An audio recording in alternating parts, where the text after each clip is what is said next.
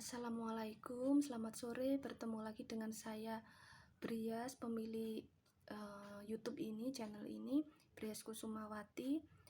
Di sore ini saya akan meramalkan kembali bagaimana Indonesia di tahun 2023. Yang sebelumnya saya sudah meramal menyiarkan di video sebelumnya di YouTube itu ada dua. Yang di akhir Juli 2022 kemarin itu mengenai tsunami, apakah ada tsunami atau tidak.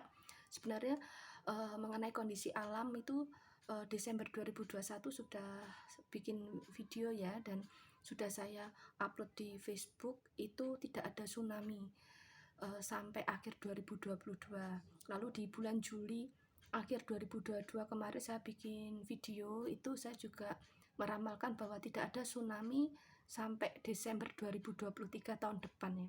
Ini saya di video hari ini saya meramal tahun 2003. Terus 2 minggu yang lalu saya meramalkan mengenai virus corona dan kondisi Indonesia mengenai politik Amerika dan Australia di tahun 2023. Nah, di kali ini di video ketiga saya ini mengenai tahun 2023 untuk Indonesia, saya akan meramalkan, memprediksi mengenai perekonomian Indonesia ya. Khusus Indonesia ini dari hasil firasat saya seperti kayak semedi itu, kayak tapa. Perekonomian Indonesia itu di sini sudah saya upload di Facebook. Ini mengenai ada beberapa hal ya, yang ada 4 pertanyaan yang sering ditanyakan orang ya. Yang pertama, bagaimana pertumbuhan ekonomi Indonesia di tahun 2023. Yang kedua, sektor ekonomi apa saja yang alami kenaikan yang beda dari tahun 2022 ini. Terus prediksi harga emas tertinggi, paling tinggi di tahun 2023. Terus bagaimana nasib bank-bank Indonesia. Terus yang kelima, apakah ATM akan dihapus di tahun 2023 ya. Ini karena saya melihat beberapa video ramalan dari peramal yang termasuk terkenal juga yang masih muda itu memberitakan bahwa ATM akan dihapus, terus kita bangkrut, dan semua seperti resesi negara-negara luar ya.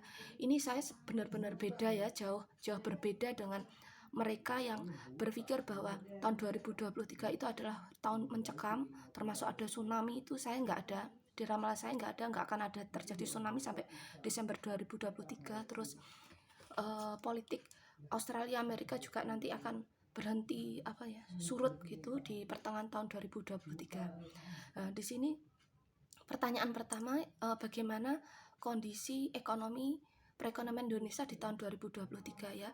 Ini saya lihat masih baik ya, termasuk stabil ya. Jadi tidak alami resesi hebat. Mungkin ada surut sedikit tapi juga naik, juga ada hal-hal bidang tertentu naik. Kita tidak akan mengalami resesi kebangkrutan seperti negara-negara luar ya. Negara-negara luar itu banyak yang bangkrut karena dimulai dari virus corona ya, lockdown terus seperti PPKM ya. Di sana saya kurang tahu apa istilahnya ya, seperti itu, sehingga mobilitas ekonomi itu mengalami penurunan drastis. Terus biaya untuk penanganan pasien COVID dan lain sebagainya. Terus ada yang bangkrut perusahaan karena tidak ada pertumbuhan ekonomi. Terus karyawan-karyawan banyak yang mengalami putus PHK ya, seperti itu. Jadi masih baik, masih biasa. Kalau ada yang kurang dalam hal apa itu masih nggak apa-apa ya. Jadi kita nggak mengalami resesi di tahun 2023. Ini prediksi saya. Terus yang pertanyaan kedua, sektor ekonomi apa saja yang mengalami yang beda dari tahun 2022 ya. Sektor ekonomi yang mengalami kenaikan daripada tahun 2022 ini. Ini yang pertama, perdagangan. Ada beberapa ya. Ini juga maaf saya tulis juga di sini. Soalnya setiap doa langsung saya tulis, di setiap doa saya tulis. Pertama perdagangan, kedua pertanian, perikanan, alokasi dana. Nah di sini perdagangan juga nggak semua. Di sini saya mendapat firasat insting bahwa nanti perputaran perdagangan dalam negeri meningkat, perputaran dalam dalam negeri meningkat di tahun 2023. Ini adanya pertumbuhan produksi home, produksi dalam seperti wira swasta, wira usaha yang membuat usaha sendiri seperti itu. Terus daya konsumtif pembelian barang itu masih meningkat, masih ada ya, masih meningkat, kecuali HP. Ini dari firasat saya, pembelian HP atau perdagangan HP ini menurun di tahun 2023 dibanding tahun 2022. Terus daya beli konsumtif ya tadi masih ada seperti makanan ringan, kosmetik, kebutuhan rumah tangga dan lain sebagainya, apalagi lewat online. Terus yang pertanian, ini ada 3 tanaman yang akan dibudidayakan melalui penanaman tanaman ya, pengadaan penanaman pembibitan ya. Ini dari firasat saya, pembibitan tebu impor dari negara Eropa berjalan lancar ya. Ini memang sudah ada, saya sempat dengar berita selentingan gitu, memang akan ada penanaman pembibitan tebu impor dari Brasil kalau nggak salah ya. Ini cocok di daerah kita, tapi nanti gimana dari saya, hasil firasat saya, doa itu nanti berjalan di tahun 2023. Terus pembibitan salah satu sayur mayur, ini dari bayangan saya, ini sayur mayur ini hasil rekayasa genetik ya.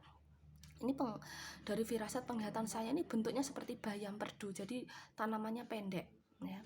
Terus perluasan penanaman bibit kelapa mini impor ya.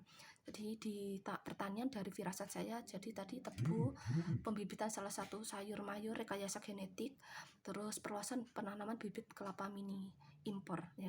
Ini jadi kelapa mini ini tidak seperti kelapa-kelapa di sekitar pantai itu yang tinggi-tinggi, ini mini dan sudah cepat dipanen ya. Jadi yang punya lahan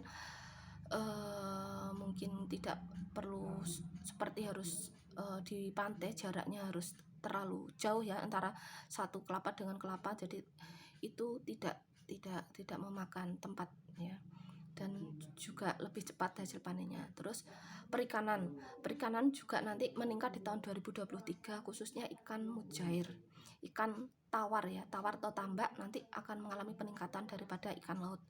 Terus alokasi dana ini menurut saya oleh pemerintah nanti di tahun 2023 lebih fokus kepada pengembang dana bisnis ya, mungkin bisnismen ya, maksudnya seperti pikiran saya seperti itu.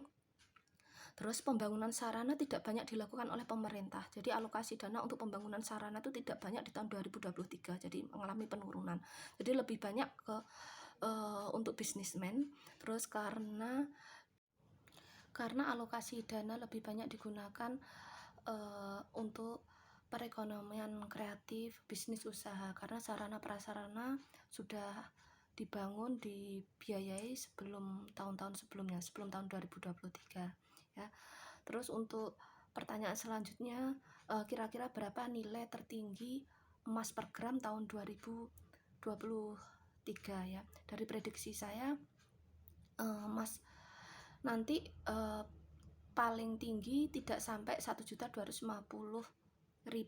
per gram ya, mungkin 1.200.000 atau sampai 1.230.000 per gramnya. Jadi nggak mungkin sampai 1.300.000 per gramnya ya, itu nilai tertinggi ya. Terus pertanyaan yang keempat, ini saya lupa ya, bagaimana nasib bank-bank Indonesia? Nasib bank-bank Indonesia tidak ada yang tutup ya, kecuali bank-bank cabang ya. Bank-bank cabang ini ada setahun 2 tahun ini memang ada pengurangan ya bank-bank cabang, karena banyak orang yang pindah ke m-banking, terus internet banking ya. Jadi untuk efektivitas, efisien, jadi apa ya namanya itu, lebih menghemat ya, menghemat untuk biaya pegawai dan sebagainya, dan kurang efektif lah pokoknya yang untuk bank-bank cabang ya. Jadi tidak ada bank yang bangkrut ya, kecuali bank yang bank-bank kecil, bank-bank yang hanya mengurusi utang itu, kalau di desa-desa itu ya mungkin ada itu, karena kurangnya orang meminjam ke situ, bunganya tinggi seperti itu. Tapi kalau bank-bank yang umum yang banyak seperti yang terkenal swasta dan BUMN itu tidak ada yang bangkrut, cuma pengurangan cabang bank ya, karena banyak orang pindah ke m-banking, lebih praktis, lebih mudah, tidak harus ke cabang bank kecuali menjadi nasabah baru mendaftar seperti itu. Terus apakah ATM akan dihapus di tahun 2023? Tidak. Lalu pertanyaan yang kelima, apakah ATM akan dihapus di tahun 2023? Ya, tidak ada ATM yang dihapus. Kalau dikurangi beberapa itu di tahun-tahun sebelumnya juga ada, mungkin karena sewa tempatnya di situ sudah habis, biasanya merger dengan kayak minimarket seperti itu ya. Tapi tidak ada persoalan karena kebangkrutan bank lalu ATM dicabut ya. Bank-bank yang sudah terkenal sudah ada, tidak ada. Kita tidak mengalami resesi di tahun 2023 ya. Itu dulu ramalan saya Indonesia mengenai